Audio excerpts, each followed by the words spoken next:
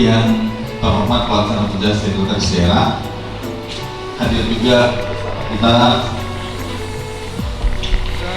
Kepala Bapeda, Inspektur, Kepala Pengelolaan Keuangan Aceh,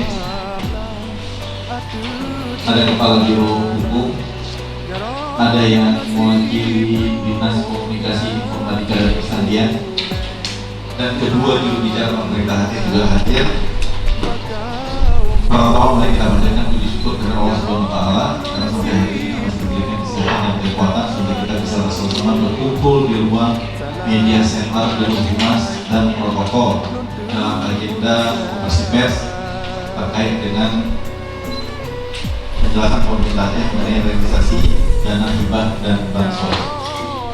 Baik, untuk memulai acara kami serahkan kepada Pak Takwa dan kami juga mengucapkan terima kasih yang sebesar-besarnya kepada seluruh rekan-rekan wartawan media pers yang sudah hadir di ruangan ini. Kepada Pak Takwa selaku Ketua Lapak kami silakan. Bismillahirrahmanirrahim. Assalamualaikum warahmatullahi wabarakatuh. Alhamdulillah. Yang kami hormati, yang kami banggakan, teman-teman sekalian, pada siang hari ini kita bertemu di tempat yang sangat berbahagia, tentu tidak asing lagi bagi teman-teman semua. Pada sore ini kami ingin menjelaskan apa yang akan disampaikan kepada teman-teman tentang komitmen pemerintah Aceh dalam merealisasikan APBA 2019 khususnya tentang. Baik Bapak sekalian, untuk penjelasan awal kita persilakan Pak Bustami dan selaku Sekretaris Lapak. Pak Bustami. Bismillahirrahmanirrahim. Sedanglah saya membacakan penjelasan pemerintah Aceh mengenai realisasi hibah dan bantuan. Pemerintah Aceh bekerja keras untuk merealisasikan anggaran APBA tahun 2019 secara optimal, termasuk realisasi dana hibah dan bantuan sosial yang dialokasikan dalam APBA tahun 2019. Terkait dengan realisasi dana hibah dan bantuan sosial dalam APBA tahun 2019, perlu kami sampaikan informasi kepada masyarakat sebagai berikut. 1. Alokasi dana hibah dan bantuan sosial dalam anggaran pendapatan dan belanja Aceh tahun 2019 merupakan hasil kesepakatan pemerintah Aceh dengan pimpinan BPRA, dan kesepakatan itu dituangkan dalam berita acara pada tanggal 28 November 2018. Hal ini sesuai amanah pasal 343 Permendagri nomor 86 tahun 2017 tentang tata cara perencanaan, pengendalian, dan evaluasi pembangunan daerah. Tata cara evaluasi rancangan peraturan daerah tentang rencana pembangunan jangka panjang daerah dan rencana pembangunan jangka menengah daerah, serta tata cara perubahan rencana pembangunan jangka panjang daerah, rencana jangka panjang, rencana pembangunan jangka menengah daerah, serta dan renja pemerintah daerah. Karena itu dapat dimaklumi apabila ada pihak-pihak yang tidak mengetahui secara persis bagaimana proses alokasi hibah dan bantuan sosial dalam anggaran pendapatan dan belanja Aceh tahun 2019 tersebut yang justru merespon secara tidak proporsional. 2. Besaran dana hibah dan bantuan sosial dalam APBA tahun 2019 bukan 2 triliun. Kami ulangi, bukan 2 triliun. Seperti yang diberitakan berbagai media massa, melainkan cuma 1,8 triliun lebih yang dialokasikan dalam dokumen pelaksanaan anggaran 18 SKPA plus BPKA sesuai peruntukan dan karakteristik penerima manfaatnya. Sebarannya antara lain pada Dinas Perkim sebesar 970 miliar, Dinas Pendidikan Dayak sekitar 481 miliar, Dinas Pengairan sebesar 128 miliar, Dispora sebesar 39 miliar, Dinas Perikanan dan Kelautan 17,8 miliar, dan Dinas PUPR sebesar 15 miliar. 3. Dana hibah dan bantuan sosial yang dialokasikan sekitar 1,8 triliun lebih tersebut sekitar 695,3 miliar telah dan sedang proses realisasi karena sudah diterbitkan surat keputusan gubernur seperti hibah dan bantuan sosial pada Dinas Pendidikan, Dinas Perkim, dan Dinas Apus serta MAA. Sedangkan sisanya sebesar 1,244 triliun akan dilengkapi persyaratan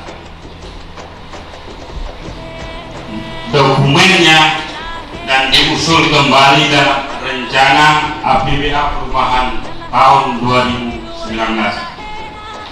Jadi tidak semua alokasi dana hibah dan bantuan sosial yang sebesar 1,8 triliun lebih itu tidak dapat direalisasikan sebagaimana sangkaan banyak pihak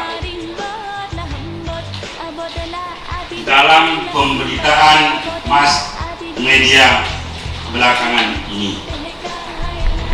Contohnya untuk pembangunan 5.969 unit rumah layak huni pada Dinas Perkim sudah pada tahap penetapan hasil pemilihan penyedia melalui mekanisme e-katalog yang kemudian akan dilanjutkan dengan ikatan kontrak fisik pekerjaan. Keempat, penyebab belum diterbitkan surat keputusan Gubernur Aceh tentang dana hibah dan bantuan sosial untuk kegiatan tertentu pada suatu SKPA semata-mata karena belum terpenuhi syarat-syarat yang diatur dalam pasal 9 Kemendagri nomor 32 tahun 2011 yang telah diubah beberapa kali dan terakhir diubah dengan Kemendagri nomor 123 tahun 2018 tentang perubahan keempat Kemendagri nomor 13 tahun 2011 tentang pedoman pemberian hibah dan bantuan sosial yang bersumber dari APBD di tempat kita ini APBD serta Pergub nomor 92 tahun 2016 yang terakhir dirubah dengan Pergub nomor 115 tahun 2018 tentang pedoman belanja hibah dan bantuan sosial dari anggaran pendapatan dan belanja Aceh. Syarat yang dimaksud yaitu berupa A. Proposal dari pengusul kepada kepala daerah. B. Evaluasi oleh SKPA. C. Rekomendasi SKPA kepada TAPA. D. Pertimbangan TAPA, di mana TAPA tidak dapat mempertimbangkan suatu bantuan hibah dan bantuan sosial apabila tidak melalui tahapan sebelumnya. Hal ini juga diatur dalam Kanun Aceh nomor 1 tahun 2008 tentang pengelolaan keuangan Aceh. 5. Akhirnya perlu kami tegaskan di sini, pada prinsipnya semua alokasi anggaran kegiatan yang telah disahkan dalam anggaran pendapatan dan belanja Aceh tahun 2019 akan direalisasi secara optimal pada hingga akhir tahun anggaran 2019 untuk diperoleh manfaat yang sebesar-besarnya untuk kesejahteraan masyarakat Aceh. Demikianlah yang dapat kami jelaskan, dengan harapan semua pihak mendapatkan informasi yang tepat dan akurat melalui goresan pena rekan-rekan yang hadir pada konferensi pers ini di Media Center Biro Humas dan Protokol Sekda Aceh. Terima kasih. Baik, terima kasih kepada kami Saksi Mustafa. Selanjutnya kami beri kesempatan kepada teman-teman untuk ada diskusi. Kami silakan mungkin kalian kami baru kepada pimpinan rapat yang memberikan kesempatan kepada kami. Nama saya Yanto dari Republik Indonesia. Saya singkat aja bertanya. Kepala BPA tadi menjelaskan kasus kami bahwa anggaran bansos kita 1,8 T. Nah, kemudian berikutnya lagi ada 1,2 T nggak bisa disalurkan sebelum ada APBAP. Nah, ini kan dimasukkan di anggaran murni APBA 2019. Kalau memang apakah 1,2 T ini usulan daripada anggota kita sebagai BOPI, kita masukkan aja dulu meskipun belum memenuhi syarat, yang penting APBA 17,1 diperbukan, dikanunkan, tidak diperbukan. Nah, apakah pertimbangan itu? Jadi terkesan makanya DPRA saat ini ya agak kepanasan aja ya. Nah, dia tunggu-tunggu kapan disalurkan. Tanya yang paling banyak jadi korban sekarang Mbak Pedanya kan? Ya, Pak saya harus banyak-banyak sabar apa tadi kan?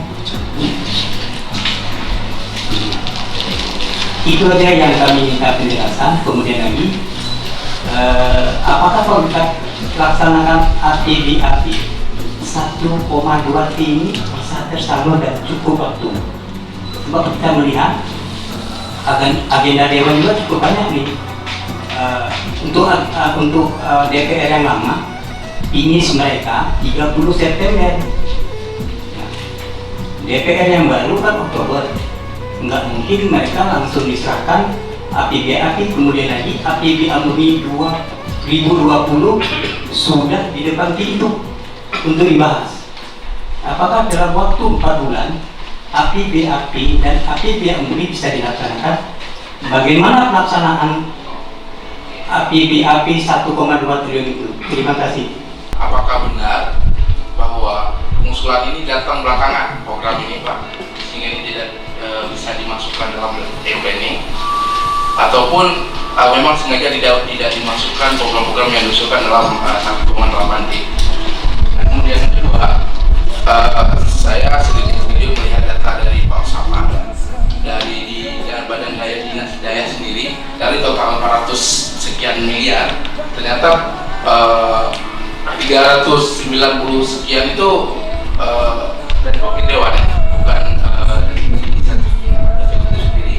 Nah, satu dari 18 itu mungkin boleh kita tahu berapa total dari wakilnya Dewan dan siapa-siapa pengusulnya kalau boleh tahu. Terima kasih. Assalamualaikum warahmatullahi wabarakatuh.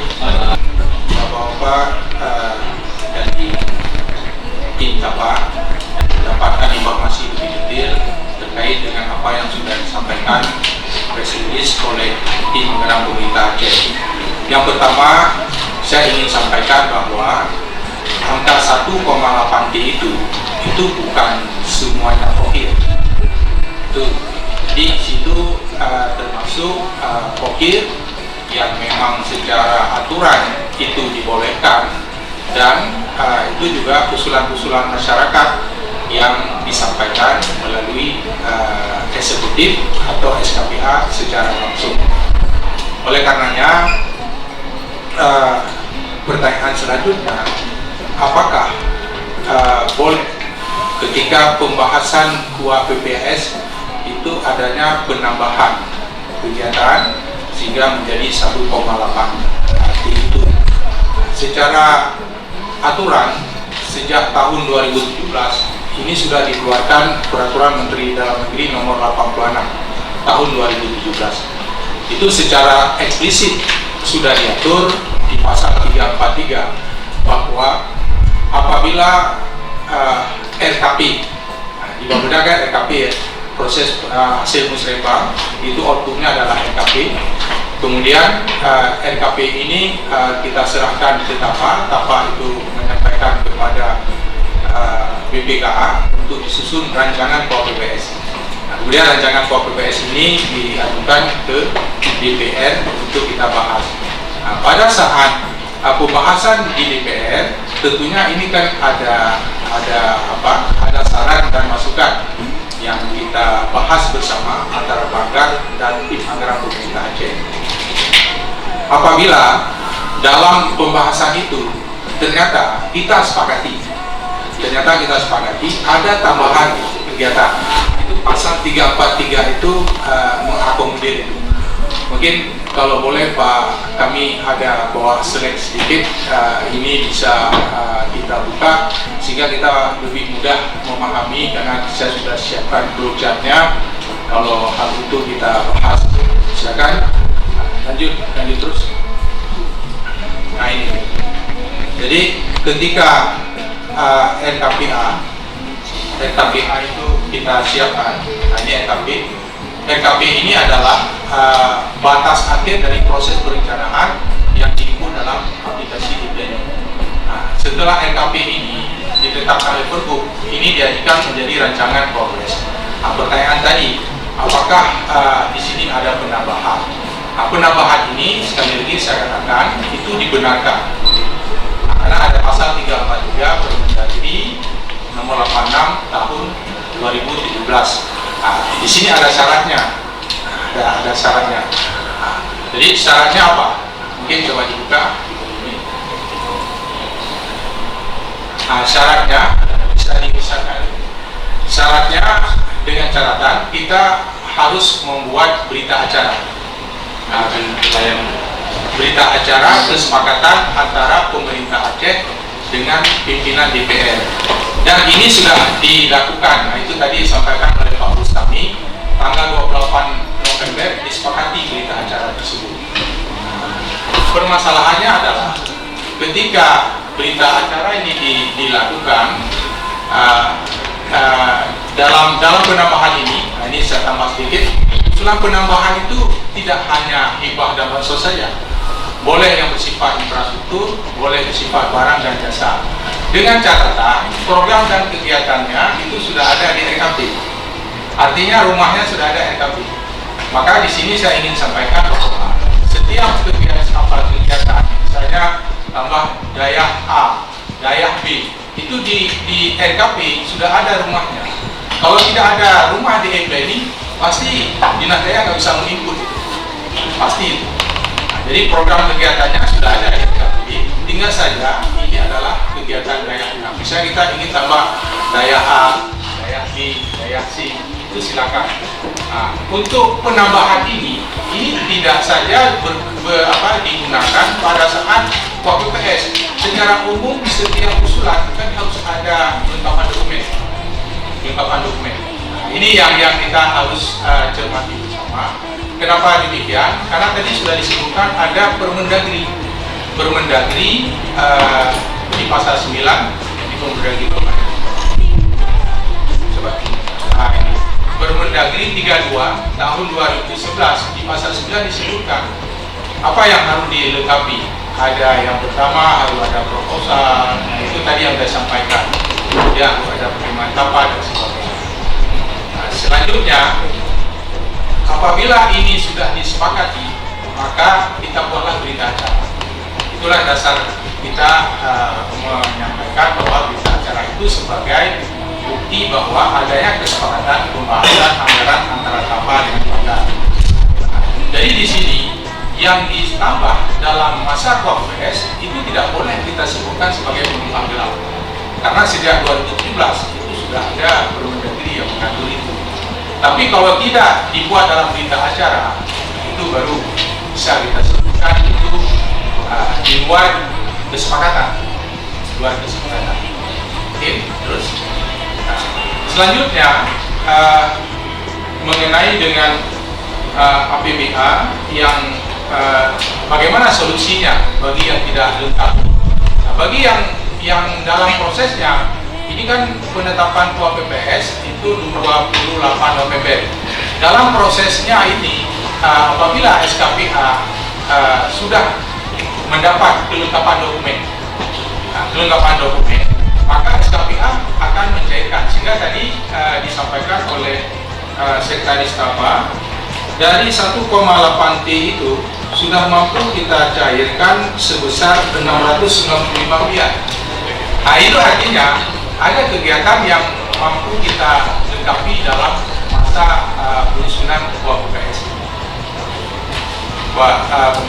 sebelum tanggal 28. Tapi kalau setelah ini tidak ada kelengkapannya, nah inilah yang tadi disebutkan perlu kita lengkapi kembali, dan ini kita usulkan dalam APBAP 2019. Ya, insya Allah kalau kita di bulan Agustus ini kita sudah mulai memproses pembahasan APBAP 2019, nah itu akan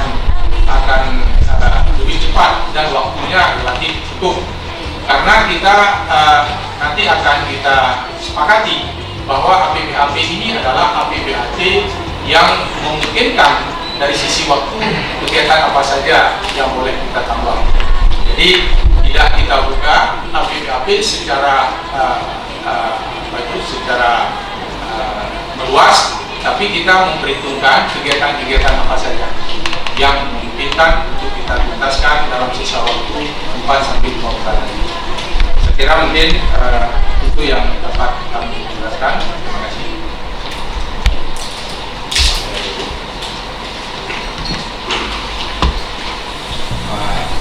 Selamat dan nama siapa? Ini begini Pak Zani kan, apakah yang 1,2 itu harus di-APBAP-kan? Memang dia belum memenuhi Permendagri. Nah, enggak. Kemudian lagi kan kita akan selesaikan masalah itu kalau kita, maksudnya ini apa, kiranya antara eksekutif sama legislatif melakukan APBAP. Nah, kapan APBAP itu kita sampaikan, kemudian apakah DPR yang lama ini sudah siap menerimanya? Karena kan masih banyak, saya lihat masih banyak agenda-agenda di Dewan sendiri yang kita usulkan belum direspon. Contoh LKPG belum paripurna, apakah ditolak atau diterima meskipun ada konsekuensi politiknya. Nah, kemudian uang PPAS 2020 yang kita sudah sampaikan belum mereka respon. Tolong dijelaskan Pak. Penyebab belum terbitnya semata-mata karena belum terpenuhinya syarat-syarat diatur dalam pasal 9 Permendagri 32 2011. Ini kan sudah jelas ya, disebutkan. Nah, ketika dalam proses KPPAS itu ada kegiatan usulan ataupun dokumen yang terlambat, tentunya ini kan nggak bisa dipenuhi. Nah, ketika dipenuhi itu masa untuk pelengkapannya sudah melewati. Itu yang terjadi. Sehingga sekarang dokumen itu setelah kita konsultasikan kepada semua SKPA yang 18 itu rata-rata sedang dalam proses penyempurnaannya, kelengkapannya. Oleh karenanya, begitu APBAP ini kita sepakati kapan kita mendapatkan, ini semua dokumen, semua usulan yang 1,2 ini sudah lengkap dokumennya, Itu yang disampaikan, yang kita inginkan. Oleh karenanya, dari tim anggaran pemerintah Aceh berpikir bahwa itu adalah solusi yang sangat aman semua pihak. Ini kan seperti tadi disampaikan dalam media Serambi hari ini juga, kita tidak mau juga dengan kondisi yang kita paksakan, mungkin itu akan membawa dampak yang tidak kita inginkan kepada semua pihak. Kira mungkin demikian. Kalau mengenai dengan batas waktu yang kita sepakati, saya kira nanti Pak Gubernur sudah memberitakan untuk menyusun jadwal, dan saat ini tentunya ini harus diawali oleh proses perencanaan lagi. Nah, untuk itu Bapeda sudah melakukan beberapa langkah-langkah persiapan.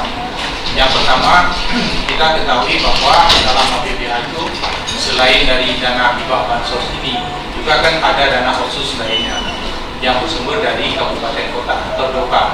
Nah, itu saat ini kita sudah tuntas melakukan pembahasan ulang atau musyawarah untuk APBAP khususnya DOKA dengan 23 kabupaten kota. Jadi itu barangnya sudah ada di Bapeda. Kalau kabupaten kota merasakan ada yang perlu dia lakukan pergeseran, perubahan atau kelengkapan dokumen yang belum bagus, maka itu sudah siap. Dan satu. Yang kedua, terkait dengan hibah tadi, SKPA juga ini sudah menyiapkan bagi yang masih kurang di sana tentunya itu masih cukup waktu untuk kita siapkan, hingga ketika KPPAS disampaikan oleh pemerintah Aceh ke DPR, KPPAS perubahan, ini semua dokumen sudah lengkap, sehingga kita tidak mengulang lagi kesalahan yang sama dalam proses APBA.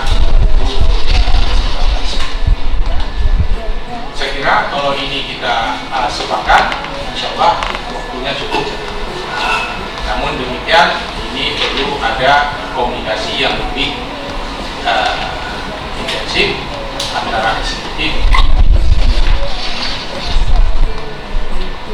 Jadi Pak, dari anggapan kita sekarang ini, yang 1,2T itu masuk setelah pembahasan KPPAS, sehingga tidak lengkaplah dokumen-dokumennya. Enggak, tidak. Tadi sudah ketika kita minta ke dinas, karena ini kan semuanya kalau kita lihat prosesnya kan itu renja ya, semuanya kan harus melalui renja. Maka kita baik Bapeda maupun keuangan mungkin tidak dapat memisahkan secara komplit ya, secara menyeluruh berapa tadi itu yang ditambah berapa kurang. Tapi kalau SKPA bisa seperti Dayah sudah mengidentifikasi dengan waktu yang butuh waktu yang juga relatif lama sehingga beliau sudah bisa. Kalau dinas lain juga saya kira bisa, tapi ini kan belum kita lakukan identifikasinya, inventarisirnya. Sehingga tadi kalau ada permintaan data itu bisa kita lengkapi sebagaimana yang diharapkan.